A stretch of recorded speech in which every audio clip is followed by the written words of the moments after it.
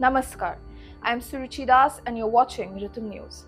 A series of violent incidents during Hindu festivals, particularly Ganesh Chaturthi and Durga Puja, highlights a disturbing trend of religious intolerance.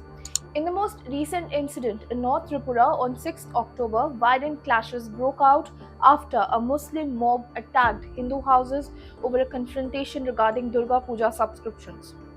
The mob vandalized homes and a beauty parlor, injuring women and children and creating fear and tension in the Kodamtola area.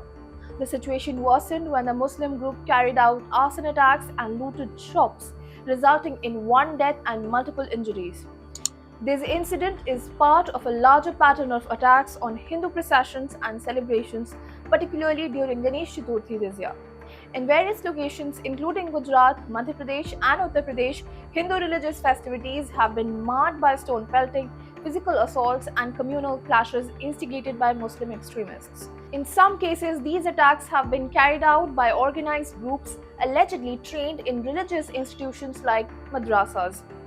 The authorities, in response to these communal tensions, have often been forced to impose restrictive measures such as Section 163 of Bharatiya Nagarik Suraksha Sanhita in Tripura, prohibiting public gatherings and deploying heavy police forces to maintain order. Arrests have been made in several of these cases, but the recurrence of such violent episodes raise concerns about the growing communal divide. The repeated clashes and targeted violence during Hindu religious events not only disrupts public peace but also deepens societal fissures, underscoring the urgent need for stricter law enforcement. The attacks also sparked widespread outrage among Hindu communities, with protests often following these violent incidents, demanding accountability and justice. The repeated attacks during events like Ganesh Chaturthi and Durga Puja raise serious concerns about the growing intolerance from certain sections of the Muslim community. The question arises, why are Hindus constantly forced to defend their faith while the perpetrators of such violence are often shielded or downplayed? It is high time that stricter law enforcement patch.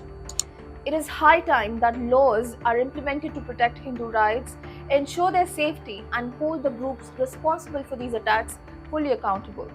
Jai Hind.